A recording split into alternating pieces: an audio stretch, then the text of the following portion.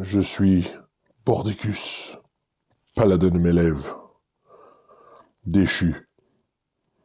J'ai laissé derrière moi beaucoup de gens brisés. Vous voulez mon épée?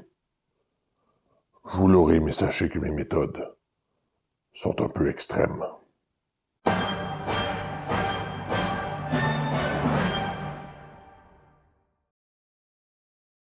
Salut tout le monde, c'est Vince pour RPG Suicide. Aujourd'hui, on va parler de jouer des personnages evil, ou plutôt qui sont dans l'axe d'alignement mauvais. Il y a une... je pense pas que c'est une mauvaise conception de ce qu'est un personnage mauvais, mais il y a des gens, je crois, qui des fois justifient des on va dire des comportements de jeu qui sont un peu... je ne veux pas dire inacceptable parce que c'est peut-être un peu fort comme mot, mais qui sont rarement appréciés par le reste du groupe, incluant peut-être le MJ, tout simplement sous le prétexte que leur personnage est mauvais. Puis ça, je pense, puis ça on l'a vu, je l'ai lu plusieurs fois sur plusieurs groupes de discussion. Moi, je comprends pas les gens qui essayent de justifier ça, tu sais, je vais comme constamment faire chier le reste du groupe en disant ben, c'est parce que c'est ce que mon personnage ferait, puis tu sais, sans être capable de un peu s'extraire du personnage 2 secondes puis réaliser que c'est pas le fun pour personne d'autre que toi. Là, où je veux en venir aujourd'hui, c'est juste qu'il y a des manières de jouer un personnage qui est mauvais sans nécessairement être un boulet ou être un clou dans le pied de tes amis. Puis il y a une couple de conseils qu'on peut qu'on peut essayer de définir pour aider ces joueurs-là à jouer un personnage mauvais de façon intéressante. Le conseil numéro 1, ça serait de, premièrement, essayer de pas vous en prendre aux autres joueurs, à moins qu'il y ait un motif clair dans le roleplay, puis que clairement l'autre joueur est un peu comme dans la loupe avec toi, tu sais. Que tu sais, des fois, pis c'est avec un peu d'empathie, puis avec un peu de, tu sais, on va dire de perspicacité. Tu sais, que l'autre joueur, OK, il est prêt à jouer ce game-là avec moi, fait qu'on peut, OK, on peut y aller, tu sais, on peut faire des affaires un peu, on peut se faire des chienneries, puis ça a l'air d'être correct. Puis ça, c'est un truc, des fois, que ça vaut la peine, comme joueur mauvais, de consulter ton groupe. Je vais vous donner un exemple. Dans ma game de Tomb of Annihilation, j'ai un Warlock qui s'appelle Duke. Ce personnage-là est un absolu fainéant, imbu de lui-même, vraiment juste méchant, puis tu sais, il est utile au groupe par contre parce que tu sais il y a beaucoup de firepower, puis tu sais il y a des pouvoirs quand même vraiment utiles à l'exploration de la jungle, puis surtout tu sais pour ce qui est d'incinérer ses ennemis là, entièrement et totalement. Puis au début de la game, quand ils sont partis dans la jungle, mon ami Anthony qui joue Duke, tu sais quand je leur demandais c'est quoi leur rôle dans leur expédition exploration, il disait moi je fais rien. Il dit moi j'ai pas envie de rien faire. Moi je suis. Tu sais, moi je leur dis où aller puis c'est ça. Puis là, j'étais comme, OK. Là, j'étais OK. Fait que Duke fait fuck all, c'est correct. On fait des trucs. Puis là, tu sais, à chaque fois qu'il y avait quelque chose qu'il fallait faire, il était toujours genre, ah ouais, allez-y, là. Allez-y, là. Moi, tu sais, le moins possible, il agissait. Tu sais, il était tout le temps vraiment un peu en arrière, puis avec des commentaires pour faire chier tout le monde. Puis tu sais, c'était... Pour vrai, son personnage, dans le contexte du jeu, il était lourd en crisse. Après 2-3 sessions, mon ami me texte, puis il me dit... Hey Vince, tu penses-tu que les autres me trouvent lourd avec ça? Tu sais, penses-tu que je les fais chier? Puis ça, c'est là que mon premier conseil vient se met en place. Assurez-vous que les autres joueurs sont corrects avec ça. Puis on parle pas de personnages, on parle des joueurs, les gens avec qui vous jouez, vos amis autour de la table. C'est important que les autres aient du fun, là.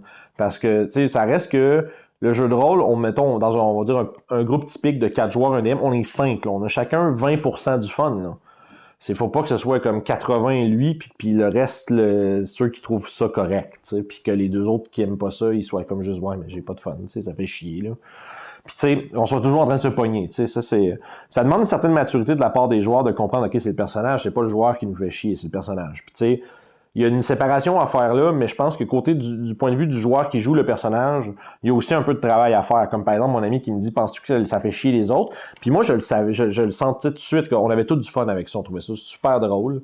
Puis c'est bien correct. Puis j'ai juste dit, j'ai dit, je pense que tant que tu les mets pas crissement dans marde avec ta lâcheté puis tu sais ton roleplay, si ça leur nuit pas tant que ça, que c'est juste comme au niveau de OK, bon, il y a un jet de moins à faire dans l'exploration, tu sais, c'est comique, lol. Puis ça, je dis c'est correct, puis je pense que si jamais les autres trouveraient ça lourd, ils le diraient. Puis mon ami était comme, OK, je vais continuer comme ça de bord. Puis tu sais, c'est devenu un point où est-ce que les autres joueurs, en personnage, vont vont lui lâcher un whack, il dit là Duke, arrête de te pogner le bain puis aide-nous. Puis là il fait ok, asti, puis tu sais, puis il va, puis tu sais, ça fait partie du roleplay, fait que c'est le fun. Fait que conseil numéro 1, consultez les autres joueurs puis assurez-vous que vous respectez un peu leurs limites au niveau de à quel point vous êtes un trou de cul. Point numéro 2. Pas 1, 2. Mettez-vous, tu sais, soyez conscient qu'un personnage qui est de l'alignement mauvais, là, ça veut surtout dire qu'il est égoïste, qui égoïste, qui pense pas aux autres, même affaire, bravo. Égoïste, qui est avare, qui a des envies de pouvoir, des choses comme ça. Tu sais, des choses qui a des objectifs des fois qui vont être un peu dans le dos du groupe, tu sais, puis qui va peut-être être prêt à faire des choix qui sont moralement discutables pour parvenir des fois même aux fins du groupe. Puis comprendre que des fois, un personnage d'alignement mauvais est mauvais avec on va dire les PNJ, avec le monde, et non pas avec les autres joueurs.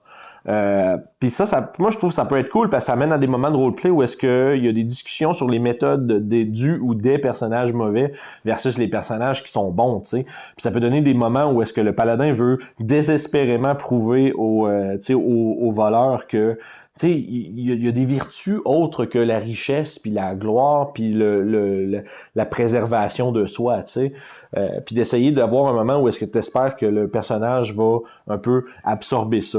Fait que tu sais, moi je dirais c'est beaucoup d'avoir des objectifs qui interagissent avec le monde et non pas avec les joueurs quand t'es mauvais. Numéro 3, c'est jouer un personnage mauvais, mais d'avoir une attitude de personnage bon.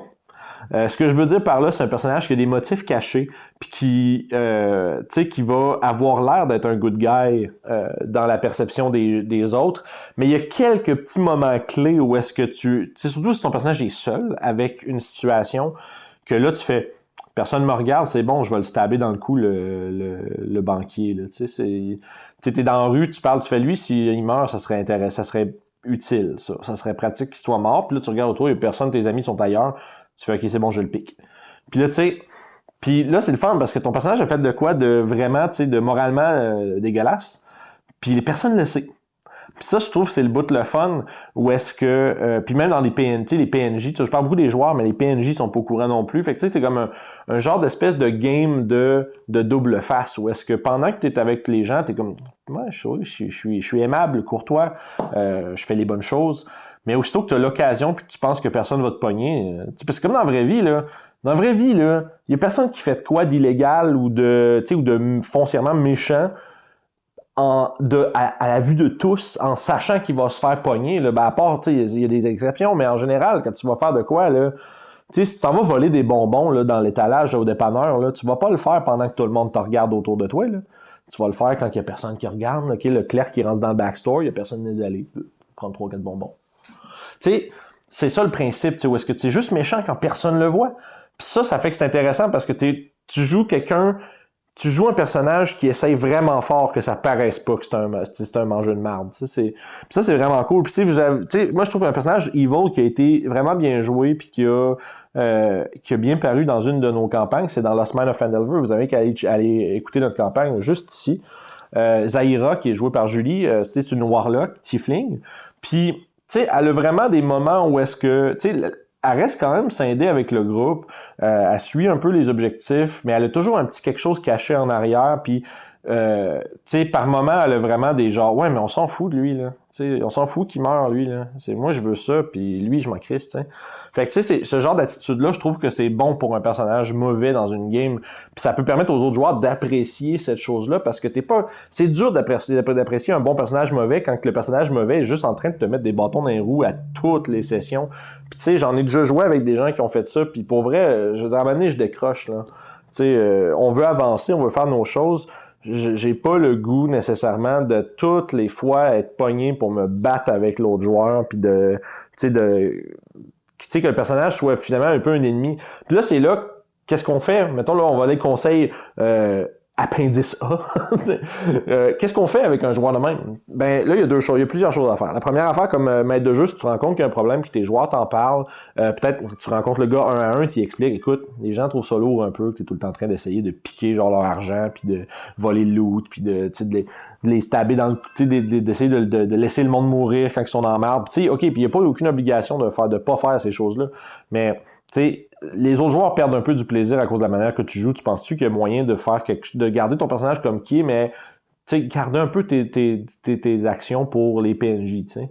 Puis tu sais, après ça, c'est un joueur qui est relativement d'expérience ou qui est plus mature un peu, va faire comme ok, je comprends, c'est bon. Tu sais, ou que j'avais pas réalisé, tu sais, il pensait pas que les autres joueurs ça les dérangeait, il pensait que c'était dans le cadre du jeu, c'était correct. Puis ça, c'est pas grave, tu sais, c'est des malentendus, ça arrive à tout le monde. Puis normalement, comme dans tout le reste, communication, c'est la clé. Fait que tu parles avec la personne, on résout le problème. Là, l'autre affaire, c'est si le joueur, il veut comme pas, puis il dit, tu sais, il tient mordicus à son, mais c'est mon personnage, c'est ça qu'il ferait, c'est un trou de cul, c'est un salaud, je veux jouer ce personnage-là comme ça. C'est OK. Mais là, c'est là que moi, à ce moment-là, j'avertirais plus les autres joueurs, OK, ben check, son personnage ne veut pas changer. Si, in-game, ce personnage-là, avez-vous des raisons de le garder avec vous? Puis là, tout le monde fait, ben non, probablement pas. Là, je garderai jamais quelqu'un comme ça avec moi. Genre, tu sais, comment tu veux on se met dans des situations dangereuses, pourquoi est-ce que je me mettrais dans une situation dangereuse avec quelqu'un qui va clairement sacrer son camp ou me piquer dans le cou quand il peut, tu sais. Fait qu'à ce moment-là, ben, le groupe laisse le méchant derrière, tu sais. Puis là, l'autre joueur est comme, bon, ben, je veux dire, c'est soit... Là, c'est là que tu peux être touché, parce que l'autre joueur fait, mais je veux continuer à jouer mon bonhomme. Là, tu fais, mais je veux pas jouer une campagne tout seul avec toi, puis avec les trois autres, tu sais. Mais bref, encore une fois, communication est clé. Mais sauf qu'il faut se rappeler que comme joueur, je veux dire, tu laisserais pas quelqu'un comme ça te suivre dans des situations dangereuses, des aventures. Ben, laisse-les là. Tu sais, fais ce qu'un personnage logique ferait, puis abandonne-le. Puis c'est correct. Là, on arrive avec la troisième, on va dire la troisième option qui est vraiment la plus plate, là, mais tu sais, si le joueur veut pas comprendre, il dit qu'il veut jouer son personnage comme ça, il fait juste chier tout le monde, puis tu sais, il a clairement l'air de pas catcher ou de pas se soucier du plaisir des autres, ben à ce moment-là, c'est peut-être le moment de lui dire, ben écoute, man, c'est peut-être pas la bonne table pour toi. C'est peut-être que le reste du groupe, puis moi, on n'est pas les personnes avec qui tu devrais jouer à D&D, puis tu devrais trouver des gens qui pensent un peu comme toi, puis qui ont envie de jouer comme toi. Puis après ça, laisser la personne partir. Puis c'est sûr, des fois, c'est toujours plate. Puis tu sais, quand c'est des amis, surtout quand c'est des amis, tu sais, ça peut être assez touché. Mais d'habitude, quand tu sais, si t'expliques à la personne, tu fais, écoute, tu sais, les autres n'ont pas de fun. Parce que tu sais, si tu dis, si on continue comme ça, les autres s'en vont toutes, puis on n'a pas plus de game, là. Anyway, comme un peu tout, c'est d'expliquer aux joueurs, je vais dire un mot fautif, là, mais des fois, c'est pas une faute, c'est juste, tu réalises pas que ça dérange, tu sais. Fait que bref, jouer les personnages méchants, je trouve c'est cool quand il y a une bonne profondeur, puis que tout le groupe est à l'aise avec la façon dont tu le joues. Puis ça veut pas dire que tu es obligé de leur révéler tous tes plans, là. C'est surtout parce que si tu fais des trucs comme vraiment crades puis dégueux de temps en temps, puis que le monde fait « Oh, il a fait ça! » Ben ça, moi, je trouve ça cool. Puis il n'y a pas grand joueur qui va faire... Tu sais, il y a peut-être des joueurs qui vont être fâchés que tu as pris une décision dans le jeu, mais tu sais, ça tu sais, je veux dire, ça se discute hors jeu après, puis tu sais, je pense que quand t'es pas constamment en train d'exploser là, les autres joueurs puis de faire friendly fire tout le temps puis t'es le wizard qui tire des fireballs dans son party sans demander aux autres si c'est correct puis tu sais juste à être constamment un problème, c'est là que le monde débarque un peu. Bref, avez-vous des expériences comme ça? C'est quoi votre meilleur personnage mauvais que vous avez joué dans votre carrière de Donjon Dragon? Laissez-nous là dans les commentaires. N'oubliez pas de mettre un petit pouce sur la vidéo. Abonnez-vous comme d'habitude puis on s'en reparle une prochaine fois. Salut!